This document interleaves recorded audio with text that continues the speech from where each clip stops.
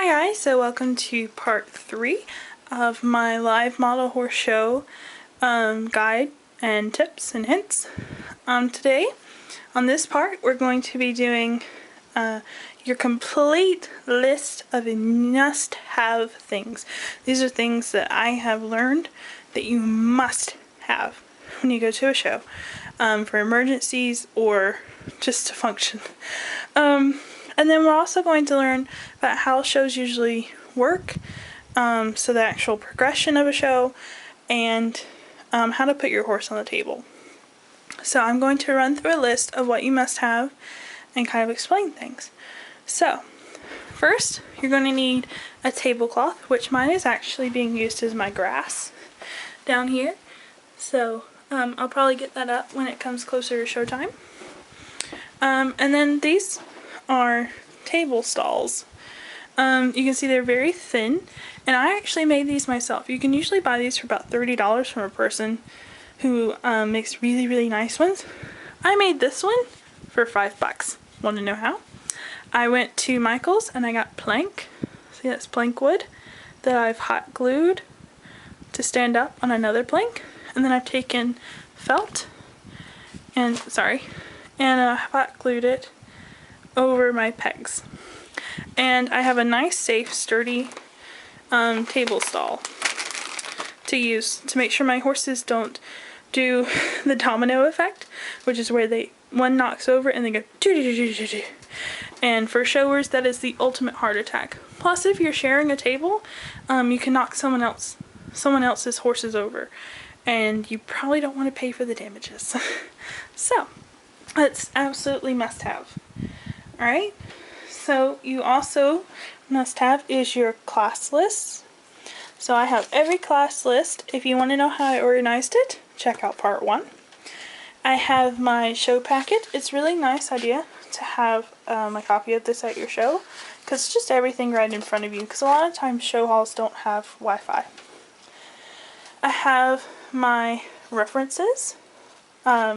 So this is just one reference, but usually I have a whole stack, and I put them in order of what I'm going to need them. So for instance, I'll look at this class and I say, okay, I need to put these together, then these under them, and so on and so forth. So that I can just grab the top ones and go and put them on the table with the horse. Alright, so I have my references. Moving on, I also have, as far as references go, I'm going to bring my horse book. I will not put it on the table, but I will bring it in case I buy a horse at the show, or and I need to think of a breed for him. I can look through here, write it on a piece of paper, and stick it on the table. Probably don't want a whole piece of paper, probably just half, because again, there's space, takes up a lot of space, and you just want to be courteous. Or if I miss a class for my horse, there is a class, and for instance, if I missed Oriental Trademarks class, which is an Arabian, if I forgot to put her on the table, I can look through my magic book, find a breed cross for her, or I can look on my phone and find a very rare breed, and I can put her in other pure and part breeds at the very end of the show. So this is kind of nice. That way if you forget a horse, you can still have her judged. Him or her judged. So that's why I bring my horse book. Don't put it on the table. Okay? Next, I have extra leg tags. I didn't show you this earlier in part 2, but this is what the box looks like. I get mine at Staples. Usually Staples, Office Max has them. I usually don't find them at Walmart. You might. I don't. I usually bring extras in case I, again, buy a horse or if I have to change a breed.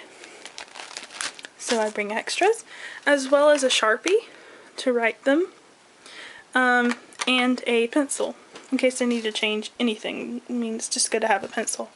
Other things it's just good to have is tape. Probably won't bring this whole thing, but I'll bring a roll of tape. Scissors, very good thing to have. And then I have here my repair kit. So there's usually going to be some kind of upset when you get to the show and you unpack a horse and holy crap, it has ear rubs. Don't panic. Bring your tools. So here I have my essential colors for my pastels: black, brown, red, yellow, and white. And I also have my X-Acto knife if I need to scrape away. And of course my pasteling brush. Oops, sorry. And if you need to look up how to repair, please check out part 2. I go through all about how to repair a horse.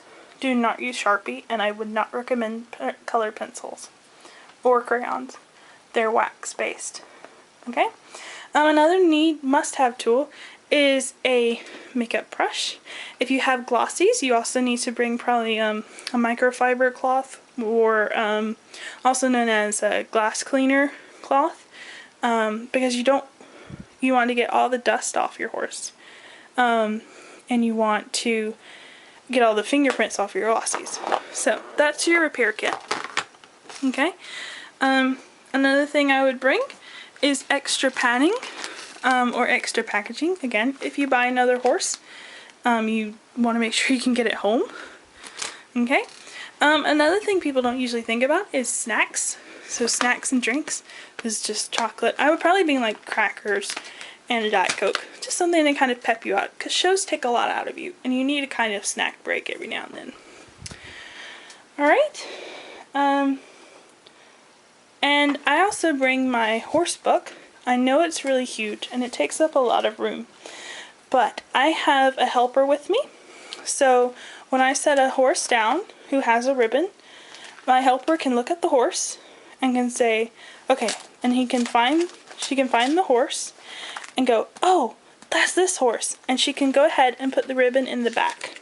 That way I don't lose ribbons, I can keep track of them. Though do be careful, if your horse wins the first or second, they're going to have to go back up. So don't put them away. But yeah, it's just really neat to have, and I just like to have it just so I can have all my horse information right there in front of me. Okay. Let's see. Okay, and the last thing that I would have on my must-have list is a Lucky Charm or Table Guardian. This is kind of the fun part. So my Zenyatta is not LSQ. She's well loved. And so I actually put a Shamrock necklace on her, and she's my good luck charm. So Shamrock, as she's called, is kind of my table guardian and my good luck charm. So she'll probably sit on the edge of my horses. And it's a great, I think it's fun because you can get creative with it. If you want to make a costume for it or something. And then it's also an identification tool. So I have a lot of YouTubers who are going to meet me at the show, and so I've just been telling them, find the Zenyatta with the Shamrock necklace. And it's a great way for them to come find me. So she's my good luck tool. Okay, so you get all this stuff together, your horses are packed, and you get to the show. Alright, how do shows work? Usually the show hall opens an hour before the show starts. So, as you can see here on my show packet, the show starts at 8:30, but it opens at 7:30. You want to be there at 7:30. I don't care if you have 5 horses or 50. You need to be there an hour ahead of time at 7:30. So you can set up, you can meet people. If your horses have any issues, you can repair them. If you buy any horses, you can tag them and reference them and get them all together ready to go. So by 8:30, you are ready. And you don't have any problems, you're good to go. Alright, so how do shows start? Usually, the judge will be up in the ring, and usually the ring is just a table. And it'll have a sign on there, ring 1, ring 2. And some shows are really nice and actually have papers that say ring 1, O.F. Breyer, light sport breed foals. And then they'll change the paper as they go through classes. That's really, really nice. It's not always there. The show I go to does that, and it's perfect. Okay? So, the judge will say, please bring up your light sport breed foals. You'll bring up all your horses in that class and set them on the table. How do you set them on the table? I'm glad you asked. Let's go over here. And somebody took my chair. This is my saddle stool. That's not very nice. Okay, I'll just stand up and do this. So, what you need to take with you to your table is your reference, if you have one, your makeup brush or microfiber cloth. These need to be with you. I actually stick this in my back pocket and keep it with me all day. So, you're going to set your horse down, like so. And I usually go ahead and put the tag where it looks nice. You want to make sure your horse is... My cat's making this very difficult. Alright. Say hi. Yeah, turkey. Alright, so set my horse down and I make sure his tag is facing the right way and I actually put it, you know, kind of next to him really nice. Usually I make sure the tag is on this furthest back leg. I'll probably change that. So, his tag looks nice. I take my reference and I put it neatly in front of him, like so. Usually, you want to make sure it's well back from the table, but that you're not taking up too much room. And then I take my makeup brush and I go one last time over him. And I look very, very closely at him, decide he's good, give him a little pat, not move him, but give him a little pat and a little rub, tell him good luck, and get the heck out of there. You don't want to take up too much time because this is usually just about 5 minutes and there will be tons of people around you setting up their horses. Sometimes classes are really huge and so they don't have room for you to set them like this and you'll have to put them diagonally. You're alright. You're alright. And so that's why it's really important to have this tiny little index card sized reference so that you can have room. So that's how you set your horse up at a table. So what if you get a first or second ribbon? If you get a first or second ribbon, you will get a NAM card if your show is NAM approved. NAM is the North America Nationals. It is kind of like the World Cup, if you will, of live model horse shows. So, for instance, if you get a second ribbon, you will get this green card. It'll say the show, the date, it'll tell you all the rules, and you can fill out the information. So class name, horse name, owner name. And it'll tell you all about what to do with it. So if you get this, hang on to it, take your horse back to your table, and put them to the side. Do not put them away. Because when you get through this class and that class, and you get to the champion bit, to the champion of the group. So all these foals are groups. Another example is Arabian, Morgan, and other light. Thoroughbred, standardbred, warm bloods. Sorry. Come on. Other sport. They are all classes in the group of light sport breed champion.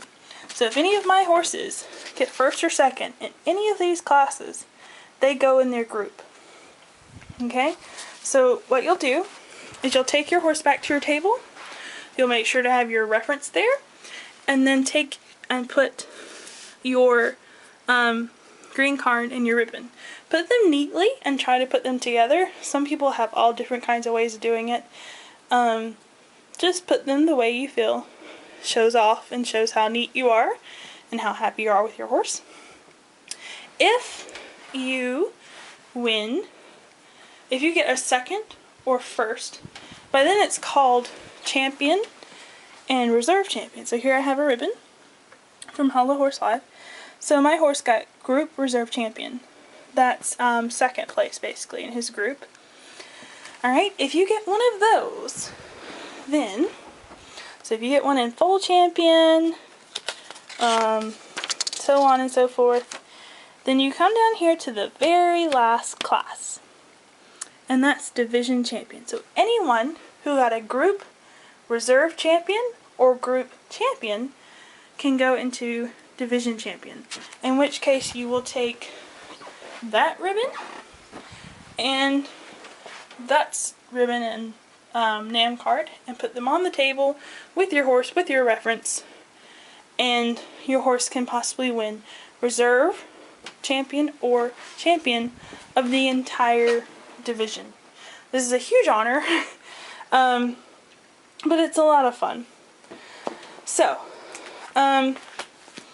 usually what'll happen is, let's go back to your classes. So you put your horse down, and the judges judge them. They put the ribbons down. They say, class Light Sport Breed Foals, first place Pharaoh's Prophet, second place High Seas Armada. Everyone will clap and cheer, yada yada. And then you'll go up and get your model. Make sure you go up and get them as timely as possible, because they're going to be calling the next class ASAP. People will already be bringing up their horses as they're taking others away. So, just be sure to be very timely. Alright, so that is how model horse shows work. That is your complete guide and hints and tip, your need to know basics. If you have any questions at all, please feel free to comment or message me. I'm happy to answer them or make another video. I love live model showing. It's now become my favorite hobby. So I'm happy to tell people about it, and I hope you get a chance to try it. The places to find shows are, you can just Google search your state and live model horse show and pull some up. And it's